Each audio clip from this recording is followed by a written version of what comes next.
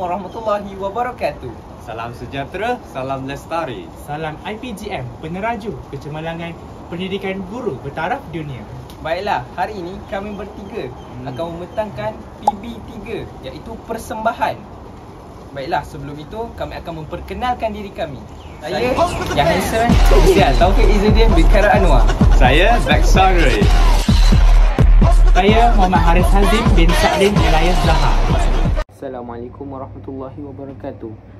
Seperti yang kita lihat di slide ini, kita boleh nampak mempunyai artikel yang kami pilih untuk dianalisis. Sekiranya anda ingin melihat artikel ini, anda boleh rujuk di link yang di bawah. Lepas tu kita boleh tengok ada satu paparan muka depan dalam artikel itu. Tajuk bagi artikel itu adalah kesalahan penggunaan imbuhan bahasa Melayu dalam Instagram. Kita boleh tengok dia menjelaskan tentang abstrak yang terdapat pada artikel tersebut. Jadi jika anda ingin mengetahui dengan lebih lanjut, anda boleh melihatnya di link di bawah. Baiklah, seterusnya saya ingin menerangkan pengenalan artikel yang akan kami bincangkan. Jadi marilah kita tengok bersama-sama ya. Okey, seperti yang kita lihat, tajuk bagi artikel yang kami pilih untuk dibincangkan ialah kesalahan penggunaan imbuhan bahasa Melayu dalam apps Instagram. Okey, jika anda tahu, penulis bagi artikel ini diberi nama Tengku Nur Syamilah, Tengku Din dan Kartini Abdul Wahab. Dan tahun terbitan bagi artikel ini diterbitkan pada tahun 2022. Baiklah, mari kita sambung ke penerangan yang selanjutnya. Baiklah, sekarang kita akan dapat lihat terdapat struktur dan organisasi artikel. Terdapat 7 struktur dan organisasi artikel. Yang pertama, pengenalan. Yang kedua, abstrak. Yang ketiga, sorotan literatur. Yang keempat, metodologi. Yang kelima, dapatan dan perbincangan. Yang keenam, kesimpulan. Dan akhir sekali, iaitu rujukan. Sekarang ni, saya akan memberitahu objektif utama dalam kajian ini. Okey, pengenalan artikel yang akan kami bincangkan merupakan objektif utama dalam kajian ini. Terdapat 2 objektif yang terdapat dalam kajian ini, iaitu yang pertama, kita dapat merungkai permasalahan yang timbul mengenai penggunaan imbuhan yang sering digunakan dalam media sosial. Okey, seterusnya kita dapat tengok maksudnya kita dapat bincang permasalahan-masalahan yang ada dalam media sosial, sama ada dalam penggunaan tata bahasa ataupun kesalahannya. Yang kedua, kita dapat menganalisis kekerapan jenis kesalahan imbuhan dalam penulisan caption Instagram berkaitannya dengan aspek gramatikal. Jadi kita akan analisis beberapa jenis kesalahan imbuhan dalam penulisan ini. Seterusnya, saya akan membincangkan tentang keutuhan wacana. Jadi, kamu semua mesti tertanya-tanya, apakah itu keutuhan wacana? Baiklah, keutuhan wacana ialah satuan bahasa yang paling lengkap, melebihi klausa dan ayat serta mempunyai kohesi dan koherensi. Ia memiliki permulaan dan penutup yang jelas, berkesinambungan dan hadir dalam bentuk lisan ataupun tulisan. Dan apakah tujuannya? Tujuan keutuhan wacana ini diadakan adalah untuk menentukan sesebuah wacana itu berkualiti ataupun tidak. Hal ini kita dapat melihat daripada hubungan-hubungan bahagian-bahagian dalam wacana dari segi semantik, leksikal, gramatikal dan fonologi. Seperti yang kita telah dengar sebentar tadi, dalam keutuhan wacana mestilah mempunyai dua elemen, iaitu koheren dan kohesi. Jadi, koheren dan kohesi terletak di bawah satu subtopik, iaitu aspek keutuhan wacana. Kedua-duanya sangatlah penting dan merupakan aspek yang penting untuk menghasilkan sebuah wacana yang utuh. Jadi, untuk koheren, koheren merupakan pengantaraan gagasan idea yang menunjukkan sesuatu idea ataupun fikiran yang dijalin dalam sebuah cerita ataupun peristiwa untuk membentuk teks. Manakala untuk kohesi pula, kohesi merupakan ciri-ciri linguistik yang membantu dalam menghubungkan satu urutan ayat sehingga melahirkan sesuatu teks yang padu ataupun memperlihatkan pautannya. Jadi, untuk seterusnya, berdasarkan slide yang telah kami buat, saya akan menjelaskan gambaran ringkas bagi struktur wacana pada artikel yang telah kami pilih. Jadi, analisis yang pertama, artikel ini disusun secara konvensional akademik, yang bermaksud artikel ini disusun dengan cara yang betul mengikut tata cara membuat sebuah artikel, yang iaitu dimulai dengan tajuk, selepas itu abstrak, lepas itu pengenalan, sorotan literatur, metodologi, dapatan dan perbincangan, kesimpulan dan rujukan. Jadi, struktur tajuk-tajuk bahagian ini ataupun dikenali sebagai heading dalam bahasa Inggeris sedikit sebanyak dapat membantu para pembaca untuk menjejaki ataupun mengenal pasti tujuan, kaedah dan hasil daripada artikel tersebut. Jadi, untuk melihat sebuah artikel yang mempunyai wacana yang utuh, mestilah mempunyai aspek pertama, iaitu koheren. Jadi, artikel tersebut mempunyai tujuan yang jelas dan kesinambungan hujah, yang bermaksud tujuan kajiannya yang jelas dalam abstrak, iaitu abstrak tu menganalisis jenis dan kekerapan kesalahan penggunaan imbuhan dalam caption di Instagram. Tujuan tersebut menjadi landasan utama yang menghubungkan keseluruhan isi artikel yang merangkumi bahagian pengenalan, metodologi, dapatan dan kesimpulan. Struktur penulisan yang teratur ini membolehkan para pembaca dapat menelusuri perkembangan hujah dengan lebih mudah. Jadi yang kedua, artikel ini mempunyai pemindahan topik yang logik. Apa maksudnya? Artikel ini menunjukkan peralihan topik yang teratur dan mudah difahami oleh para pembaca. Pada bahagian sorotan literatur, ia menjelaskan kajian lepas sebagai asas kepada kajian ini.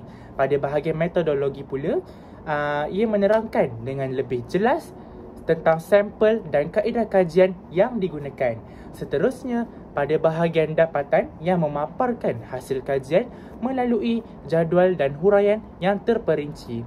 Dan pada yang akhir sekali, pada bahagian perbincangan yang mengaitkan dapatan dengan objektif kajian serta menilai implikasinya. Susunan ini membentuk aliran isi yang lebih logik dan berkesinambungan ataupun berhubung. Pada masa yang sama, dapat mengekalkan koherensi dalam keseluruhan artikel. Yang terakhir, artikel ini mempunyai hubungan antara hasil dan implikasi linguistik. Ini bermaksud penulis artikel tersebut menghubungkan antara kesalahan penggunaan imbuhan dengan perubahan makna dalam ayat. Kajian ini menunjukkan bahawa kesalahan imbuhan boleh menjejaskan makna gramatikal sesuatu perkataan. Jadi, penulis juga turut menjelaskan bagaimana kesalahan tersebut dapat mempengaruhi kohesi dan ketekstilan dalam caption di Instagram. Hubungan ini membuktikan bahawa terdapat kaitan yang konsisten antara data kajian dan tafsiran linguistik yang diberikan. Untuk aspek keutuhan wacana yang kedua, iaitu kohesi. Artikel ini yang kami pilih ini menggunakan pelbagai jenis penanda wacana yang sangat membantu dalam kesinambungan setempat.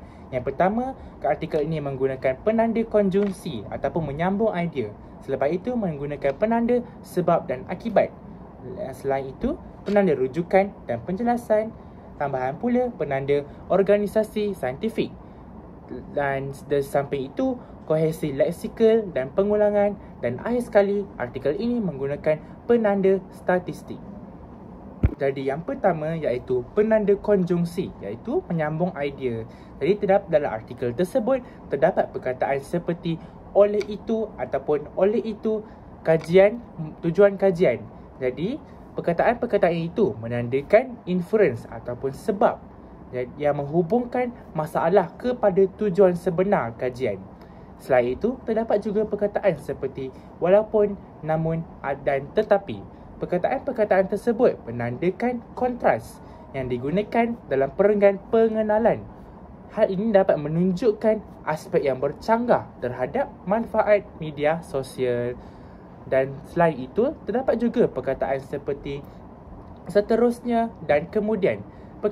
Kedua perkataan ini menunjukkan penanda hala tuju. Perkataan-perkataan ini digunakan dalam metodologi dan perbincangan untuk langkah ataupun urutan analisis. Dan yang terakhir, terdapat perkataan kesimpulannya ataupun kesimpulan yang menunjukkan penanda penutup yang menunjukkan rumusan itu akan berakhir. Itu terdapat penanda sebab dan akibat. Contohnya perkataan seperti kerana ataupun hal ini kerana. Perkataan tersebut menunjukkan memberi alasan ataupun punca. Tambahan pula terdapat juga penanda rujukan dan penjelasan. Contohnya perkataan seperti iaitu, yakni, sebagai contoh, misalnya ataupun contohnya. Perkataan tersebut merincikan atau memberi contoh kepada klausa umum yang digunakan semasa menghuraikan kesalahan imbuhan, membezakan imbuhan awalan atau akhiran ataupun apitan. Yang seterusnya iaitu penanda organisasi saintifik, iaitu terdapatnya nombor dan tajuk subsection seperti 4.1 analisis kekerapan. Terdapat juga jadual yang berlabel seperti dalam kurungan jadual 1. Hal ini dapat membantu para pembaca untuk mengesan data empirikal dan rujukan silang dalam teks. Tambahan pula, dari segi kohesi leksikal dan pengulangan, artikel ini mempunyai pilihan istilah konsisten, iaitu seperti istilah imbuhan, caption dan kesalahan yang kerap diulang sepanjang artikel ini dibuat. Dan yang akhir sekali iaitu penanda statistik. Artikel tersebut menunjukkan adanya peratusan dan jadual. Contohnya, imbuhan akhiran sebanyak 44%. Baiklah, sekarang saya akan meneruskan persembahan kami dengan memfokuskan sumber rujukan dalam jurnal artikel tersebut. Jadi pada slide tersebut, saya akan menerangkan tentang apakah yang dimaksudkan dengan sumber rujukan dalam penulisan akademik serta mengapa ia sangat penting dalam memastikan ketepatan dan keberkesanan sesuatu kajian. Dalam konteks penulisan ilmiah, sumber rujukan ini dia merujuk kepada semua bahan yang digunakan oleh penulis untuk menyokong hujah, memberikan bukti dan mengukuhkan analisis. Jadi sumber ini dia boleh terdiri daripada buku, jurnal akademik, laporan penyelidikan, artikel dalam talian yang sahih, kertas kerja dan sebagainya. Tujuan utama penggunaan sumber rujukan ialah untuk membuktikan bahawa maklumat yang dikemukakan bukan sekadar pendapat peribadi tetapi disandarkan kepada ilmuwan atau kajian terdahulu. Selain itu, penggunaan rujukan yang tepat juga membantu pembaca untuk mengikuti aliran pemikiran penulis. Dengan menyertakan sumber, pembaca dapat menilai sejauh mana sesuatu kajian itu menempati standard akademik dan juga boleh merujuk kembali kepada sumber asal jika mereka ingin memahami sesuatu konsep dengan lebih mendalam. Dalam persembahan ini, kumpulan saya menggunakan sebuah artikel yang bertajuk Kesalahan Penggunaan Imbuhan Bahasa Melayu dalam Instagram yang ditulis oleh Tengku Nur Syamilah Tengkuddin dan Kartini Abdul Wahab. Jadi artikel ini dipilih kerana ia bukan sahaja membincangkan isu linguistik semasa dalam konteks media sosial, malah dia turut mempamerkan penggunaan sumber rujukan yang sangat baik dan tersusun. Penulisan artikel ini menggunakan rujukan akademik yang diiktiraf, terutamanya apabila mereka merujuk kepada tokoh-tokoh linguistik seperti Profesor Emeritus Dato' Dr. Nik Safia binti Nik Abdul Karim bagi menjelaskan konsep morfologi, imbuhan, kata dasar dan kaedah pembentukan kata dalam bahasa Melayu. Jadi penggunaan rujukan seperti ini telah menunjukkan bahawa setiap konsep yang dibincangkan dalam artikel tersebut bersandarkan teori dan maklumat yang sahih. Selain itu, pemilihan sumber rujukan yang tepat akan membuktikan bahawa penulis mengutamakan ketelitian akademik dalam menghasilkan analisis mereka. Hal ini dapat dilihat melalui cara mereka menggunakan kajian lepas, buku linguistik serta teori tata bahasa untuk menyokong hujah dan penemuan kajian. Jadi pendekatan ini bukan sahaja membantu memperkukuh kandungan penulisan, malah dia dapat memudahkan pembaca untuk menilai kesahan hujah yang dikemukakan.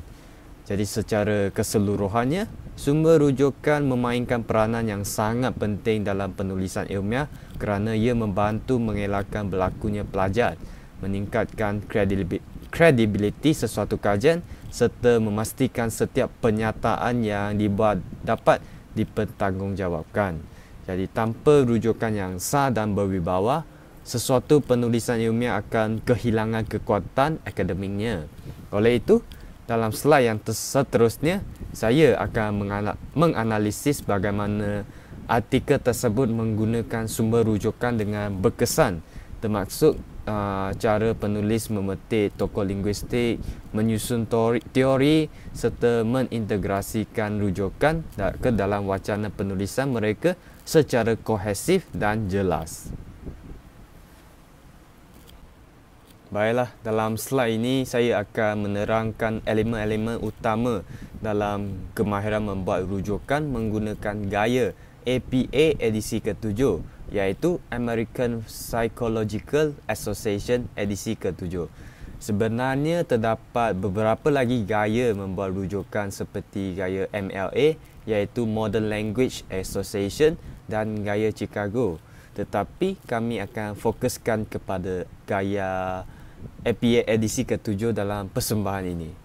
Kemahiran membuat rujukan sangat penting kerana ia memastikan penulisan akademik kita lebih tepat, beretika dan bebas daripada isu plagiat.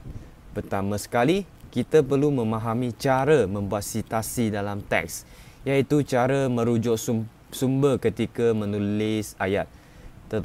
Terdapat dua jenis sitasi, iaitu sitasi naratif dan sitasi kurungan. Sitasi naratif meletakkan nama penulis sebagai sebahagian daripada ayat. Seperti dalam permulaan ayat itu, kita akan tulis menurut siapa-siapa pada tahun contoh 2015. Manakala sitasi kurungan pula meletakkan rujukan di hujung ayat. Contohnya, imbuhan ini sering disalahguna dalam media sosial. Kurungan Nik Safia Karim 2015. Jadi penggunaan kedua-dua sitasi ini mesti dilakukan dengan tepat dan konsisten. Seterusnya, penulis perlu mengetahui cara menyusun senarai rujukan. Ini sangat penting. Dalam APA edisi ke-7, senarai rujukan mesti mengandungi maklumat penting seperti nama penulis, tahun penerbitan, tajuk artikel, nama jurnal atau buku dan DOI atau URL jika ada. DOI ia merupakan bermaksud Digital Object Identifier, yang merupakan pautan yang stable untuk jurnal. Dalam masa yang sama, penulis juga perlu mematuhi peraturan penulisan nama penulis, iaitu menulis nama keluarga terlebih dahulu diikuti huruf awal nama. Jika terdapat lebih daripada seorang penulis, simbol dan, iaitu dia macam G, akan digunakan, dan jika penulis melebihi 3 orang, sitasi dalam teks akan menggunakan at all. Contohnya Rahman at all, iaitu bermaksud dalam sumber rujukan tersebut dia dia terdapat contoh 4 penulis dalam sumber rujukan tersebut. Jadi dia akan menggunakan at all. Selain itu, APA edisi ke-7 ini dia menekankan peraturan format tajuk, iaitu tajuk artikel perlu ditulis dalam bentuk sentence case, iaitu hanya huruf pertama perkataan pertama menggunakan huruf besar. Manakala nama jurnal pula perlu ditulis dalam bentuk title case dan dicetak condong atau italik. Kemudian, semua rujukan yang dikumpulkan perlu disusun mengikut ajab berdasarkan nama keluarga penulis pertama. Tujuannya adalah untuk memastikan senarai rujukan lebih mudah dicari dan kelihatan lebih teratur. Selain memahami format, penulis juga perlu mengekalkan konsistensi sepanjang penulisan. Ini bermaksud keseluruhan tugasan mesti mengikut format yang ditetapkan. Contohnya, jika penulis menggunakan format APA edisi ke-7, dia mesti tetap format tersebut dan tanpa mencampurkan format lain seperti MLA ataupun Chicago. Jadi konsistensi ini menunjukkan ketepatan dan profesionalisme dalam penulisan ilmiah. Seterusnya, kemahiran rujukan juga melibatkan pemilihan sumber berwasit, iaitu sumber akademik yang sahih dan diiktiraf seperti jurnal penyelidikan, artikel ilmiah, laporan kerajaan dan buku akademik. Sumber berwasit meningkatkan kredibiliti sesuatu penulisan kerana kandungannya telah dinilai dan disahkan oleh pakar. Akhir sekali, menguasai kemahiran rujukan APA edisi ke-7, dia akan membantu penulis untuk mengelakkan plagiat, iaitu perbuatan menyalin karya atau idea orang lain tanpa memberikan kredit. Dengan memberikan citasi yang betul, kita dapat menghormati hak intelektual penulis asal dan memastikan penulisan kita mematuhi etika akademik. Jadi secara keseluruhannya, elemen-elemen ini membentuk asas penting dalam penulisan ilmiah yang baik dan berintegriti. Jika kita memahami dan menguasai setiap aspek ini, penulisan akademik yang dihasilkan bukan sahaja lebih berkualiti, malah lebih dipercayai. Baiklah, marilah kita lihat kepada contoh-contoh yang diambil daripada artikel tersebut. Gambar kiri ini merupakan senarai rujukan dalam artikel tersebut. Cuba kita melihat kepada cara menyusun senarai rujukan dan kita boleh nampak senarai rujukan ini telah disusun mengikut ajab, iaitu bermula dari abjad A. Contohnya, rujukan yang pertama iaitu Aini Haji Karim. Aini. Dan yang terakhir ialah Nurul Azwar Ahmad. Dan kita boleh nampak bahawa setiap rujukan itu mengandungi elemen-elemen yang penting seperti nama penulis, tahun penerbitan, tajuk artikel, nama jurnal atau buku. Seterusnya, kita tengok pula gambar kanan pula. Kedua-dua gambar ini merupakan contoh citasi dalam teks, iaitu kemahiran memahami cara menyelitkan sumber dalam ayat. Contoh ini merupakan citasi naratif kerana nama penulis diletakkan sebagai sebahagian daripada ayat dan biasa akan ada perkataan menurut ataupun mengatakan. Contohnya, menurut Nik Safia Karim dalam kurungan tahun 1978 atau Nik Safia Karim dalam kurungan tahun 1978 mengatakan bahawa secara rumusannya, rujukan dan bibliografi merupakan elemen yang sangat penting dalam penulisan ilmiah kerana ia berfungsi sebagai alat untuk merekod semua maklumat yang digunakan dalam sesuatu kajian atau penulisan. Dengan adanya senarai rujukan, penyelidik atau pembaca yang berminat dapat membuat pembacaan dan penyelidikan lanjutan dengan mudah. Seterusnya, meningkatkan pemahaman terhadap topik yang dikaji. Selain itu, rujukan dan bibliografi juga memberi penghargaan kepada penulis, pensyarah atau pengkaji terdahulu yang telah menyumbangkan teori, pendapat dan idea yang menjadi asas atau sokongan kepada kajian semasa. Selain berperanan sebagai penghargaan, senarai rujukan dan bibliografi juga menunjukkan bahawa sumber yang digunakan adalah berkaitan dengan topik penyelidikan dan telah disahkan kesahihannya. Ia membantu membuktikan bahawa sesuatu penyelidikan dilakukan secara teliti dan berpandukan data atau teori yang sahih serta bukan sekadar pendapat peribadi. Tambahan pula, rujukan dalam bibliografi boleh berfungsi sebagai alat rekod yang membantu penulis mendapatkan semula maklumat jika diperlukan atau jika berlaku kehilangan data semasa penyelidikan. Penulisan rujukan yang tepat, lengkap dan konsisten juga memperlihatkan integriti penulis dalam menghasilkan karya ilmiah yang membantu mengelakkan isu plagiat, pemalsuan atau fabrikasi data dan dokumen. Sekaligus, dia menjadikan penulisan lebih dipercayai dengan mematuhi format rujukan yang standard seperti APA edisi ke-7. Penulis dapat memastikan setiap citasi dan senarai rujukan tersusun dengan kemas, mudah dibaca dan selaras dengan piawaian akademik yang ditetapkan. Selain itu, penggunaan rujukan yang baik menunjukkan kepakaran dan kebolehan penulis kerana ia mencerminkan bahawa penulis mampu mengenal pasti, menilai dan menggunakan sumber ilmiah yang sahih dan relevan untuk menyokong hujah atau analisis mereka.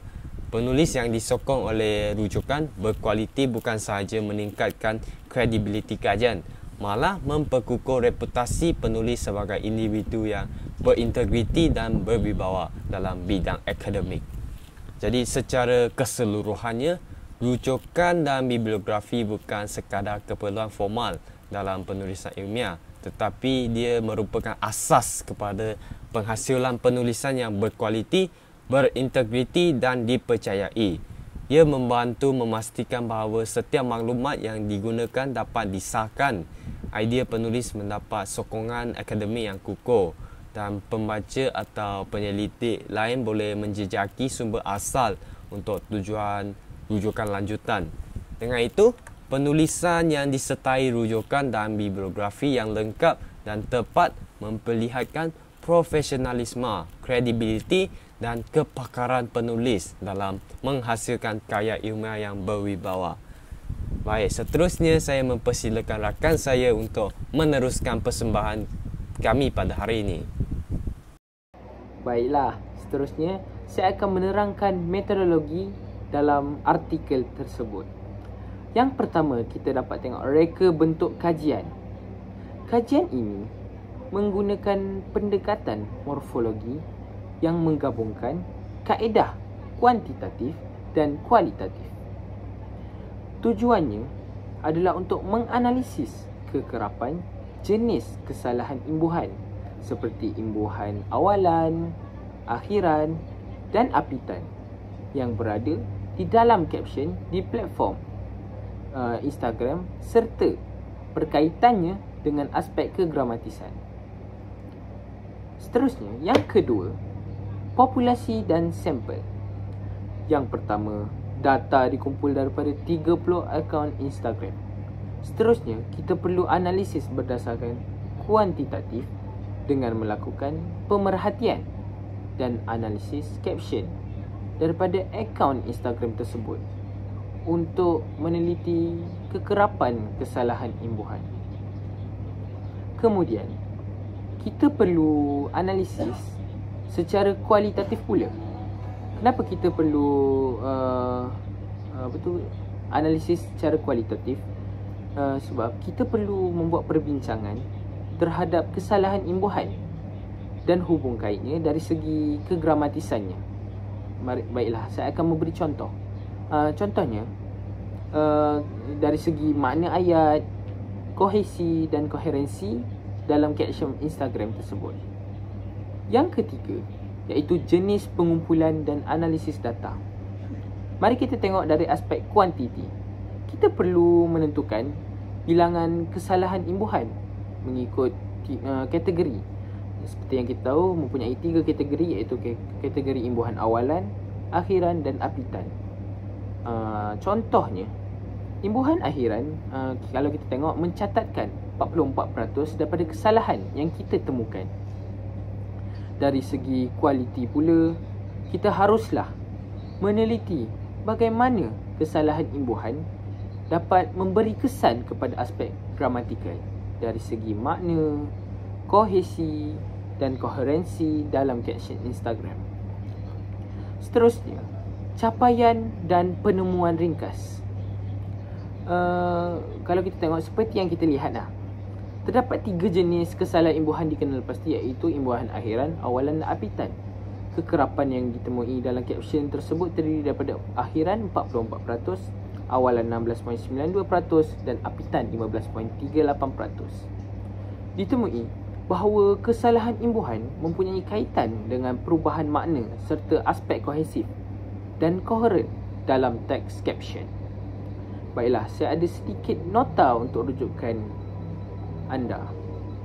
Apabila anda ataupun kita nak menulis bahagian metodologi dalam literatur atau tesis, kita boleh nyatakan bahawa kajian ni dia menggunakan pendekatan morfologi dengan kaedah campuran, iaitu antara kuantitatif dan kualitatif. Jika anda membandingkan metodologi dengan kajian lain, anda boleh tunjukkan bahawa penggunaan platform media sosial sebagai lapangan data yang agak moden atau unik dalam konteks kajian bahasa Melayu.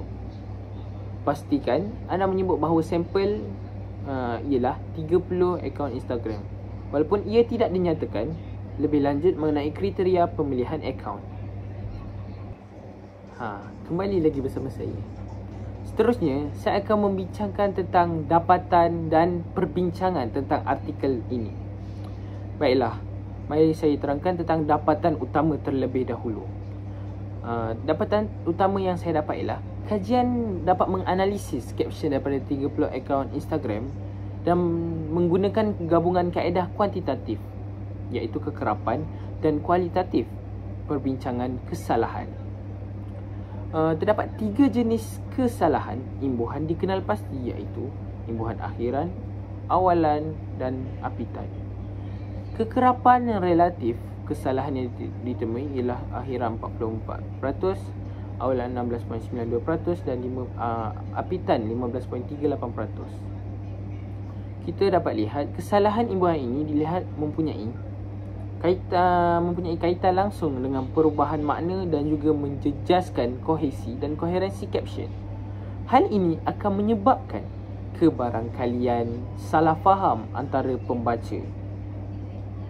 Baiklah, kita akan tengok dari segi perbincangan dalam interpretasi dan implikasi. Media sosial sebagai medan bahasa tidak formal. Kita dapat tengok hasil menunjukkan bahawa Instagram mempunyai sebagai platform ringkas dan spontan. Hal ini akan mendorong penulisan yang lebih longgar dari segi morfologi. Pengguna cenderung menggunakan bentuk kata yang tidak mengikut proses pengimbuhan standard, lalu dapat menghasilkan banyak kesalahan akhiran. Jadi implikasinya, kajian ini menyokong idea bahawa konteks digital mempengaruhi norma morfologi bahasa Melayu. Saya nak tanya sedikit, kita pernah terfikir tak, mengapa kesalahan akhiran paling kerap berlaku? Kemungkinan sebab ia digaris oleh penulis dan boleh dipertimbangkan dalam perbincangan, iaitu yang pertama, bentuk akhiran lebih sensitif kepada pemendekan ataupun penyingkatan dalam penulisan ringkas. Yang kedua, pengguna dia lebih meniru ejaan sebutan lisan tanpa mengikuti aturan pengimbuhan. Dan yang ketiga, kurangnya pengetahuan atau kecuaian ketika menaip cepat. Kesannya, perubahan akhiran sering mengubah kelas kata atau makna, lalu akan menjejaskan kefahaman kita. Baiklah, sekarang saya akan menerangkan tentang kesan terhadap makna, kohesi dan koherensi. Penukaran atau kesilapan imbuhan bukan sahaja kesalahan formal. Ia juga boleh menukar makna dan ayat. Contoh, ia makna dalam segi dari ayat aktif ataupun ayat pasif, dan segi perubahan kategori kata, sekaligus memecahkan hubungan kohesif antara frasa dengan dalam caption. Dengan kata lain, kesalahan morfologi memberi impak pragmatik kepada pembaca. Seterusnya, implikasi pedagogi dan amalan. untuk pengajaran bahasa Melayu, kita boleh tambah modul literasi digital yang menekankan aspek morfologi dan implikasinya terhadap makna dan konteks media sosial. Untuk pemaju kurikulum ataupun lebih dikenal sebagai pendidik, kita boleh gunakan contoh caption sebenar sebagai bahan ajar atau bahan rujukan bagaimana kesalahan imbuhan mempengaruhi maksud. Untuk penggunaan awam, jalankan kempen kesedaran tentang pentingnya penggunaan imbuhan yang betul walaupun di platform yang tidak formal. Keterbatasan kajian. Seterusnya saya akan membincangkan tentang keterbatasan kajian dari pemerhatian yang kritikal. Saiz dan pemilihan sampel dalam ini hanya ada 30 akaun. Dalam artikel ini dia tidak memperincikan kriteria pemilikan akaun, contoh seperti demografi, jenis akaun atau bahasa perantara. Jadi kebolehlaksanaan generalisasi iaitu adalah terhad. Tempoh pengumpulan dan konteks, ia mengambil masa tanpa butiran masa yang jelas. Tentang tempoh pengumpulan caption, ia sukar menilai pengaruh trend sementara. Baiklah, sekian daripada kami. Terima kasih. Selamat menonton. Bye.